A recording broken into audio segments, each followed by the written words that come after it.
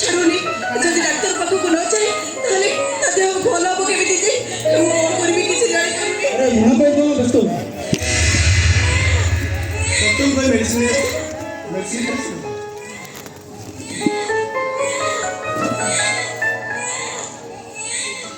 कान तो बंद होनी कोन करबी मो मुनार कान जमा सही पारुनी। अरे ज्वरटा एबे मेडिसिन टाइप खाला कोन संग संग बोला छी देला तो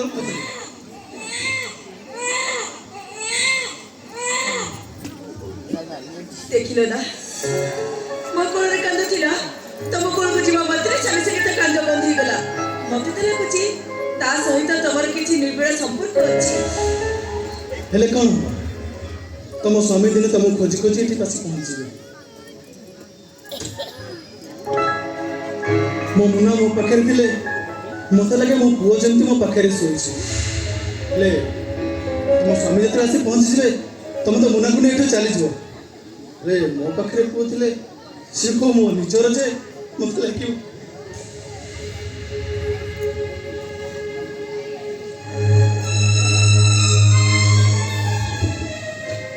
सानाओ बड़ा बो सावित्री सजा पड़े ठीक अछि दे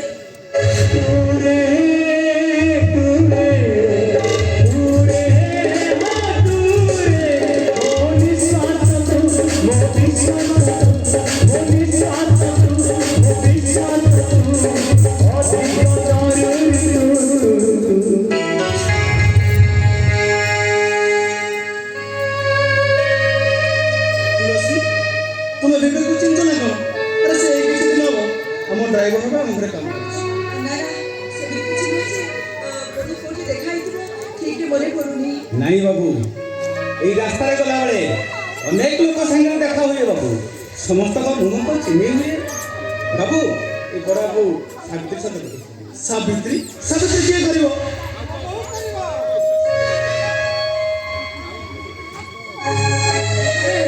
मो बहुआ सावित्री उपवास करिवो विवेक मो पुओ परस्पर को भल पाई विवाह करके कौन से कारण से पूजा करते प्रभु जगन्नाथ ओडिसा में तो एकाडी करते अरे स्वामी स्त्री है जाऊ ना आज मोर आखि सामने रे मो बहु ए जगन्नाथ फोटो को साखी रखी ता स्वामी की पूजा करी एटा तो संभव न काई संभव नहीं अरे से तो स्त्री है ना तू ता स्वामी नहीं एमा तो स्वामी का तो जमा धरिबनी सावित्री व्रत विषय से किछि जानी बुझिलु मु पहुंची तू सावित्री व्रत करी बाबा बाबा काहे के अबुझाउ छ कहलो तुम काहे बुझुन मो कथा कहलो तो आपड़ा अबुझान घरे आसो बाबा अरे तू घर चली आसिया परे तोरी कथा भाबी भाबी मोर दीटा स्ट्रोक होई सारी कोदिन दुनिया रास्ता रे मु चली जनी से कथा कहि परिबी आबुथले तमरी माने खुशी देखि देखि मुझे शांति निश्वास मारी हेले तमर कथा सुनि मते जा लागुची मो भाग्य रे सुख लेखा नै मो भाग्य रे सुख लेखा नै एसो मोर गोटे कथा तू रखी अरे बोला बोले मो को के रे तू कांद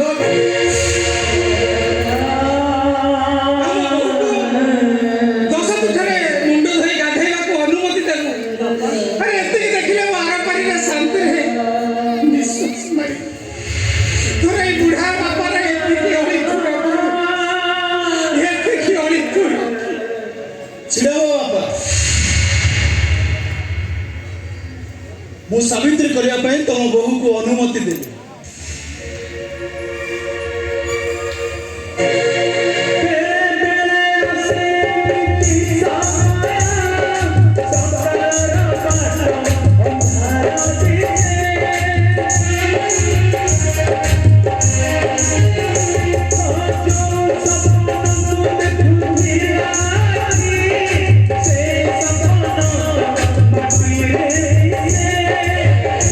Thank you.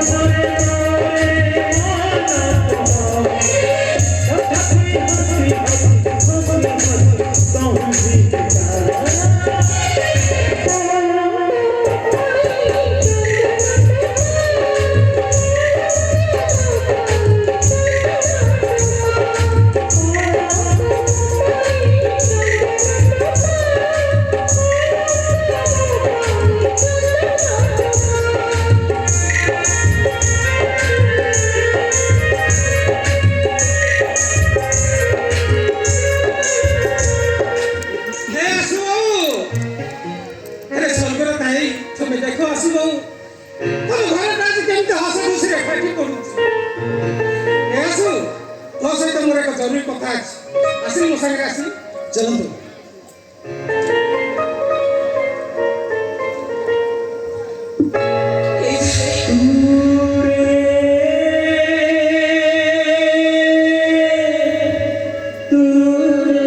ଚାଲିଯିବ ମତେ ପଚାରିବନି ମୁଁ କେମିତି ଅଛି।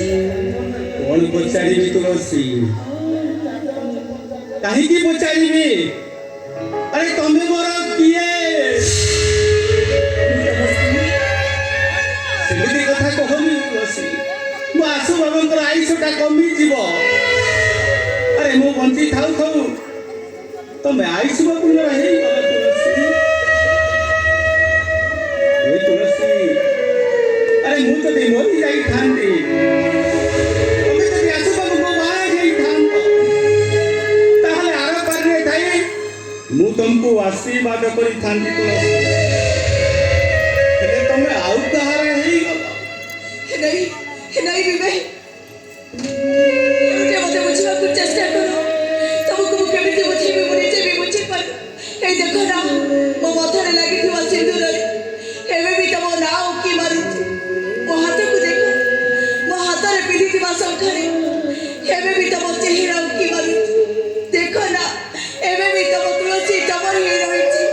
ଏ ତୁଳସୀ ସାତ ଜନ୍ମ ପର୍ଯ୍ୟନ୍ତ କେବଳ ତମର।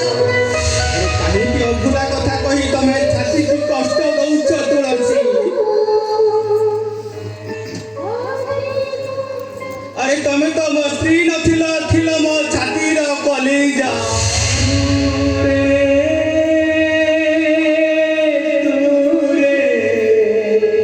ଏ ତୁଳସୀ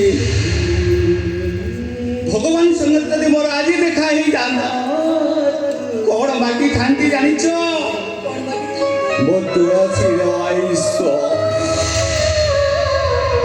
ଆରେ ଏବେ ଦେଖିବ ଏବେ ଦେଖ ତୁଳସୀ ମୋ ଦେହର ପ୍ରତ୍ୟେକଟି ରକ୍ତବିନ୍ଦୁ ଭିତରେ କେବଳ ମୋ ତୁଳସୀର ନାଁ ଲେଖା ହେଇଛି ମତେ ଥରୁଟିଏ ତ ବିଶ୍ୱାସ କର ତମ ତୁଳସୀ ଏବେ ବି ତମରି ତୁଳସୀ ହେଇ ରହିଛି। ତମେ ମତେ ବୁଝାନି ତୁଳସୀ ଆରେ ମୁଁ ସବୁ ଜାଣିଛି ତୁଳସୀ କଣ କହିବି ମୁଁ ପରା ମରି ଯାଇଛି ଖାଲି ଠାକୁରଙ୍କୁ ଗୁହାରି କର ତୁଳସୀ ମୁଁ ଯେମିତି ବଞ୍ଚିଛି ବାଟରେ ଯାଉ ଯାଉ ମୋ ଉପରେ ଗାଡ଼ି ଚଢ଼ି ଯାଉ ମୁଁ ମରି ଯାଉ ତୁଳସୀ ଏମିତି ଅଶୁଭ କଥା ଗୁଡାକ ତମେ ପାଟିରେ ଧରନି ଏମିତି ଅଶୁଭ କଥା ଗୁଡାକ ତମେ ପାଟିରେ ଧର ଭଗବାନଙ୍କ ପାଖରେ ମୁଁ କେବଳ ଏତିକି ପ୍ରାର୍ଥନା କରେ ମୋ ଆୟୁଷ ଦେଇ ତମେ ବଞ୍ଚିବ।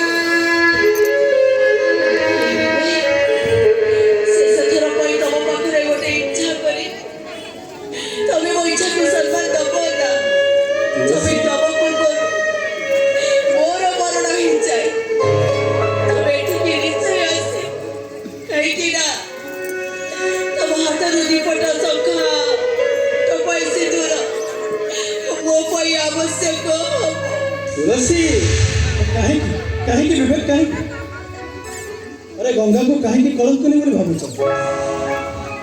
से तमरी तुलसी केवल मो बापा को बचाई से मो स्त्री भूमिका अभिनय अरे मुझे जानी था से आगुरी तुम स्त्री बोले मुझे नहीं तुम घर छाड़ी आस बाबू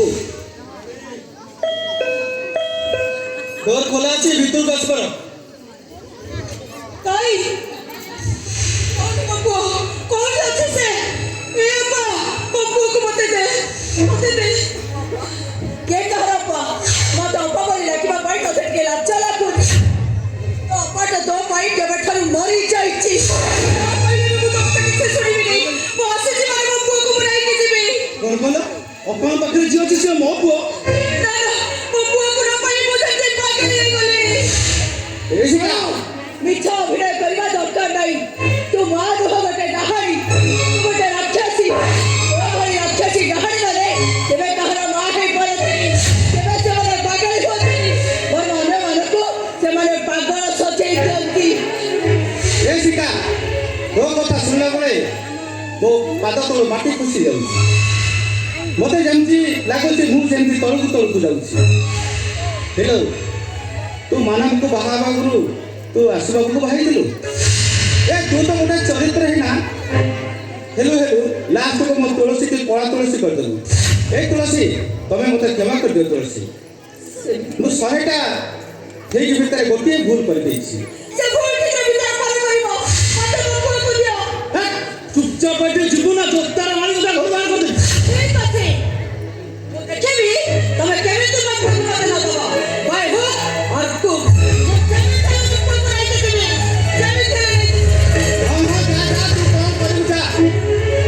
ତୁଳସୀ,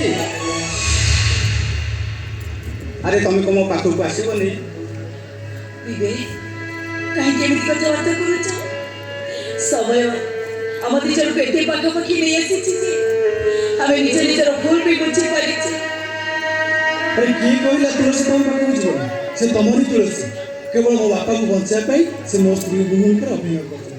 ହେଲେ ବିବେକ, ମୋର ଆଉ ଗୋଟିଏ ଅନୁରୋଧ, ଆଉ କିଛି ଦିନ ମୋ ବାପାକୁ ବଞ୍ଚାଇବାକୁ ତୁଳସୀ ମୋ ସ୍ତ୍ରୀ ଭୂମିକାରେ ଅଭିନୟ କରିବେ। এই ଅନୁରୋଧ ଟିକେ ମୋର ରଖିବନି? ହଉ ହେଲା, ତମ ବାପାଙ୍କୁ ବଞ୍ଚିବାକୁ ଯାଇ ମୋ ତୁଳସୀ ତମ ସ୍ତ୍ରୀର ଅଭିନୟ କରିବ।